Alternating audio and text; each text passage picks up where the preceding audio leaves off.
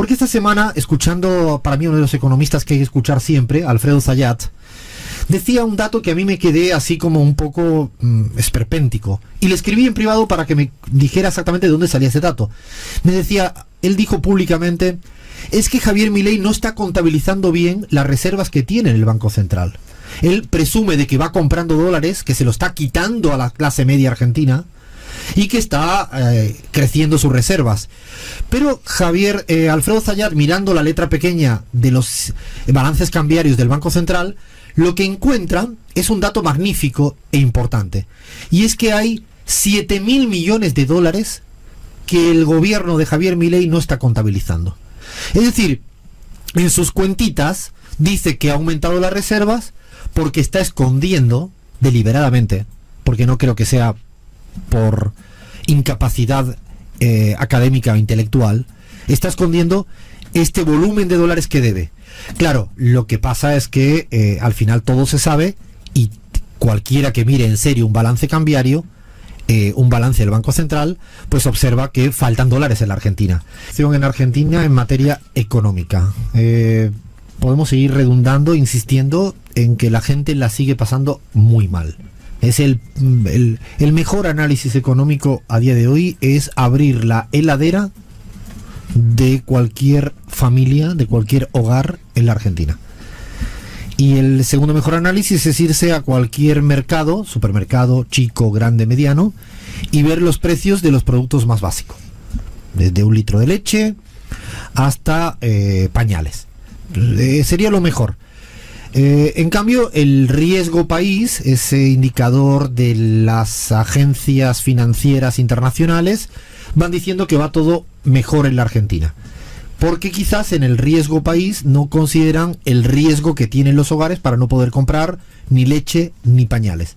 Es un indicador que está disociado de la economía real. Es un indicador que obedece a algo que ya viene ocurriendo hace décadas en América Latina y en el mundo, que es la financiarización de la economía, que dicho de una manera muy simple, es que por cada dólar que hay en la economía real, el dólar que se ve por cada dólar en el mundo, hay 20 dólares en los casinos financieros.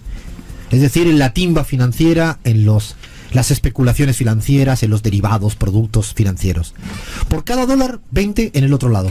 Lo cual significa que, claro, si estás mirando lo que ocurre en ese universo, a lo mejor a los que están ganando plata en la Argentina, que deben ser 3 o 4 vivos, probablemente le estén yendo muy bien. Sin embargo, a las heladeras de la población en Argentina, lo que estoy convencido es que hay un gran déficit, una palabra que le gusta mucho a Javier Milei y a Caputo, es ¿por qué no intentan precisamente terminar con el déficit de necesidades que hay en la Argentina a día de hoy? La gente está viene pasando hambre, tiene pasando dificultades y esto no para. Y además de esta subida de precios que hace que sea inaccesible porque no ha habido de subida de salarios en la ciudadanía, entonces esa gran brecha que se da dando entre cómo suben los precios y cómo los salarios siguen mantenidos constante y a la baja, inclusive aumentando el desempleo, que esto es un fenómeno que habrá que incorporar en el cóctel explosivo que está construyendo Javier Milei como modelo económico. Además de eso, también existe una inflación en dólares. Esta semana, Guillermo Olieti, doctor en economía, miembro del ejecutivo de CELAC Data, ha dado unos datos que es para echarse a temblar en cuál sería la inflación en dólares en la Argentina, que insistimos no tiene comparación con ningún valor de inflación en dólares en el mundo. Dicho de otro modo, Milei, con su fábrica de producir inflación, no solo ha generado inflación en pesos que sufre la mayoría ciudadana, sino que además ha generado una inflación en dólares que no ocurre en ningún país del mundo. ¿Qué datos tienes, Bahía? La inflación en dólares es del 66,1%. ¿66%? Efectivamente. O sea, los precios en estos 100 días de Milei en dólares han subido el 66%. Así es. ¿Y por qué nos preocupa este dato si la mayoría de la ciudadanía no tiene dólares? Porque muchas empresas, pequeñas y medianas empresas, necesitan comprar insumos productivos que son importados y que dependen del dólar. Muchísimas.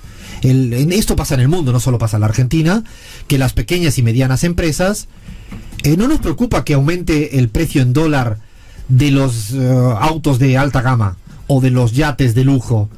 Eso no nos preocupa. Pero sí que un producto que es un insumo productivo, porque una empresa pequeña y mediana tiene que importar o que es derivado de un producto importado, eso también se está encareciendo.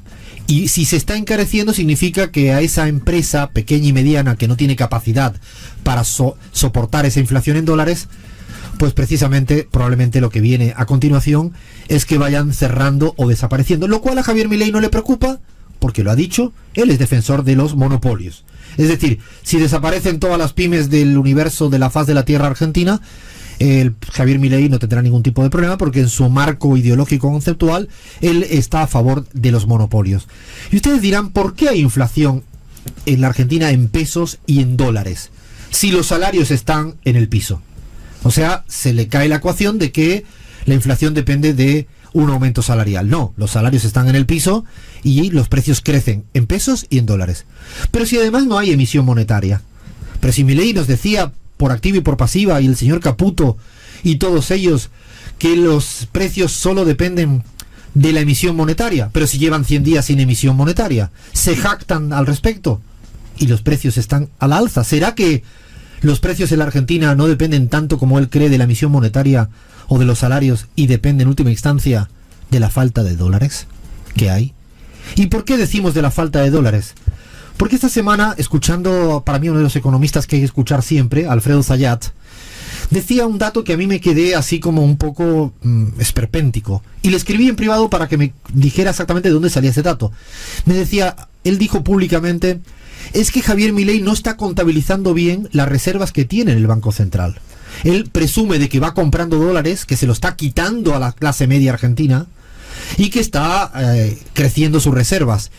Pero Alfredo Zayat, mirando la letra pequeña de los balances cambiarios del Banco Central, lo que encuentra es un dato magnífico e importante, y es que hay 7.000 millones de dólares que el gobierno de Javier Milei no está contabilizando. Son deuda en dólares por importaciones que están siendo impagadas.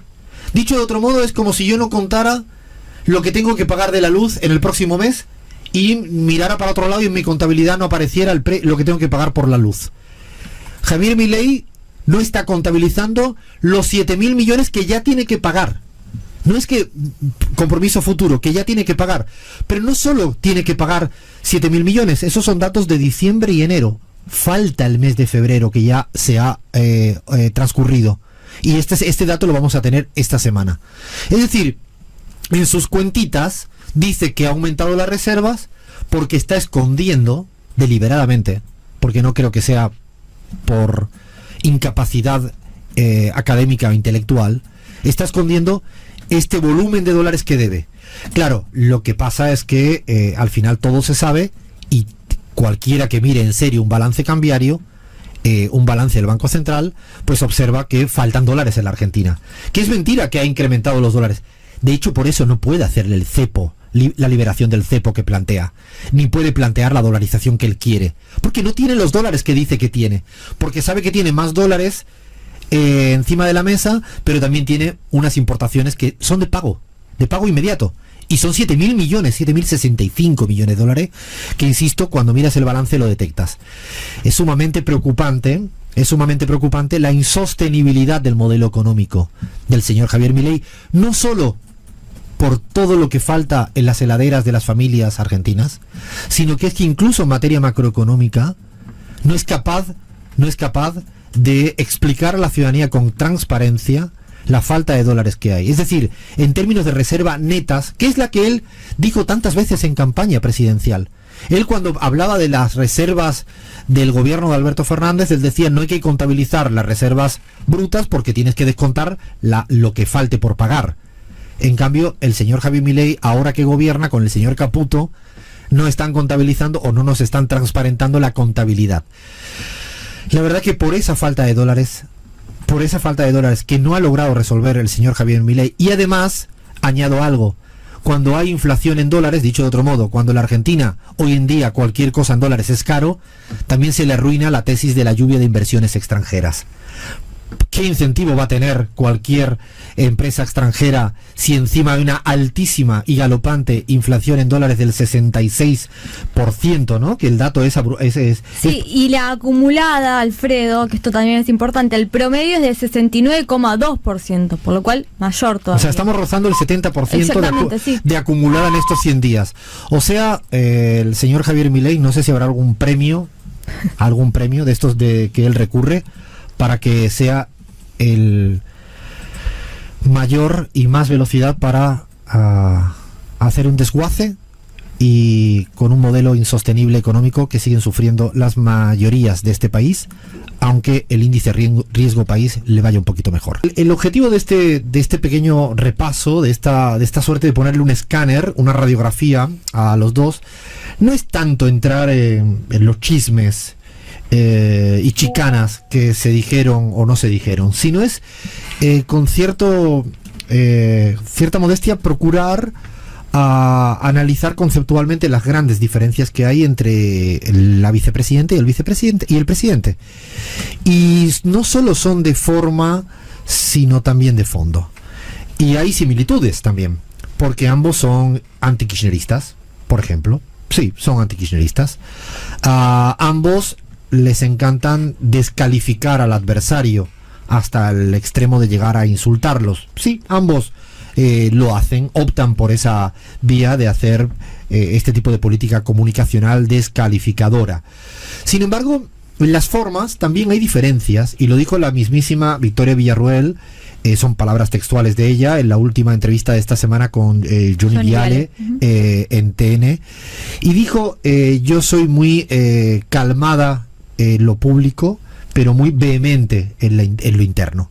Y Javier Milei es justo lo contrario, es mucho más vehemente, y creo que utilizó este término, en las apariencias, cuando está en una cámara, dijo, y en cambio es mucho más tranquilo en lo interno. Son diferencias de forma, pero sí son relevantes las cuestiones de fondo. Por ejemplo, en el tema de la rebelión fiscal. En el caso de Javier Milei, apoyó la moción irresponsable de el señor Espert de llamar a la ciudadanía de la provincia de Buenos Aires a no pagar los impuestos decretados legalmente por el gobernador. No es por Axel Kicillof persona, es por el gobernador a través de todo lo que es la legislación posible para pagar los impuestos. Sumamente peligroso, porque estaría abriendo una suerte de violación institucional, de compromiso de la ciudadanía con las obligaciones. Y esto nos podría llevar a un lugar yo diría de difícil imaginación, si la ciudadanía empieza a desconocer todas las obligaciones que tiene, entre ellas la de pagar impuestos. Javier Milei, de manera inaudita, inusitada, apoyó esta propuesta. Yo nunca había visto, jamás en mi vida había visto que un presidente llamara al no pago de impuesto en una zona de su país. Jamás lo había visto, y lo digo sumamente peligroso porque se pueden imaginar si la mayoría de los inquilinos dejan de pagar sus alquileres, si la gente que tienen deudas contraídas con los bancos dejan de pagar lo que tienen que pagar a un banco o en una comisión bancaria que son abusivas, o a las tasas de interés abusivas. O sea, está abriendo una ventana realmente sumamente peligrosa y riesgosa para lo que sería la convivencia pacífica en una sociedad. Esto Milei lo apoya, y en cambio Victoria Villarruel, sin estar de acuerdo en los impuestos establecidos, dijo no, tenemos que respetar esto porque si no estaríamos entrando en un lugar muy sinuoso. Es una diferencia de forma. De fondo, también una diferencia de fondo muy fuerte respecto al tema del aumento del salario de la política. Victoria Villarruel no rehuyó a decir que ella había propuesto aumentar el salario de los diputados y senadores de la Cámara, y explicó con sus argumentos que no tiene sentido que un diputado y un senador gane tan poco, porque ella cree que es un incentivo para evitar la corrupción. Estemos o no estemos de acuerdo, lo que es cierto es que Javier Milei, y ella lo reconoció, estaría en contra, y le exigió que no hiciera ese incremento de salario. Esta es una diferencia de fondo, casi filosófica, de cómo debe estar retribuida la clase política de un país. Hay diferencias de fondo incluso en su formación. Se nota que cuando a Victoria Villarroel le preguntan por las cuestiones económicas, es escurridiza, prefiere no decir nada, y en cambio es probablemente el lugar de confort donde, aunque sea con una gran mediocridad intelectual y académica, lo hace Javier Milei. Pero un aspecto de fondo también con grandes diferencias es el rol de las Fuerzas Armadas en la lucha contra el narco y por velar por la seguridad. Esto es un tema de concepción de país, no es un tema cualquiera, no es un tema menor, no es un tema marginal, es precisamente la concepción de un proyecto político de cuál sería la fórmula en el cual las Fuerzas Armadas participan en luchar contra el narco y la seguridad, y Victoria Villarroel fue aplastante en decir: no estoy en absoluto de acuerdo con lo que está planteando el presidente a través de su ministra Bullrich y su ministro Petri. Es un tema absolutamente de fondo. Fijaros que yo no estoy entrando en los juegos de nombres y apellidos, si le cae mejor Pepito, Juanita, si lleva bien con Karina Milei, si le dijo jamoncito, no jamoncito. La verdad que sigo pensando que si cuando nos distraemos la atención de lo más sustancioso, perdemos, yo creo, que un poco la capacidad analítica. Hay aspectos incluso en términos de la religión que profesan cada quien. Si bien Javier Milei no se ha convertido a día de hoy, pero ha declarado abiertamente su camino de conversión, incluso ha dicho que él estaría deseando hacerlo en algún momento más pronto que tarde. En el caso de Victoria Villarroel, es una religiosa, como nos dijo Durán Barba la semana pasada aquí, lefrevista, que yo ni sabía realmente que era una de las ramas de la religión católica más conservadora en muchas cuestiones. Sí coinciden en ir en contra del lenguaje inclusivo. En eso los dos tienen coincidencia. De hecho, se notaba forzada, y lo digo forzada, Victoria Villarroel hablando de la vicepresidente Cristina Fernández de Kirchner. No quería decir la vicepresidenta o la ex vicepresidenta. Yo creo que es interesante observar un poco este conjunto de diferencias tectónicas, ¿no?, que existen, conceptuales, que verdaderamente hay que tenerlas en cuenta para entender. Y me quedo con esta última palabra que dijo Victoria Villarroel cuando le preguntan la relación con Javier Milei. A mí me sorprendió y la noté. Yo soy complementaria a Javier Milei. O sea, es de las pocas veces que escuché a una vicepresidenta plantear que es complementaria. No es que viene a acompañar por el rango jerárquico, que en un país como la Argentina el presidente tiene unas competencias que no tiene una vicepresidenta. Es más, ella jugaba de una manera muy ambigua e inteligente a decir: yo tengo una posición complicada, y dijo: porque estoy en el poder legislativo. O sea, tengo el rol de la competencia de dirigir el poder legislativo, pero a la vez tengo una pierna en el poder ejecutivo. Dicho de otro modo, también planteó una fórmula de diferencias de juego de poder, de quién está en cada lugar, y lo planteó claramente. Respecto al tema de las instituciones, ella es claramente más institucionalista. ¿No? Muchas veces dijo: a mí no me gustaría hacerlo, pero yo tengo que respetar aspectos de institucionales porque incluso me puedo encontrar con situaciones legales muy adversas. En este caso también Javier Milei ha dicho infinitas veces que no, que es más importante llegar a donde quiere llegar, sea inclusive sin el respeto a las instituciones. Es decir, había muchísimas diferencias. Sí había similitudes, el descalificación, el antikirchnerismo, sí hay. Inclusive, si me apuran, una de las grandes diferencias, para mí la gran diferencia que explica el resto, es que hay una base ideológica diferencial. Javier Milei es un anarcocapitalista, como él se autodefine, y en cambio ella, cuando le miras el corpus ideológico que hay detrás, es una conservadora más tradicional, clásica. Si bien ambos coinciden en cuestionar o en revisar de una manera sumamente ambiciosa, y no esconden nada porque lo dijeron en la campaña electoral, y estamos mañana en un día muy importante para la Argentina, en hacer una revisión de la política de derechos humanos y de la memoria.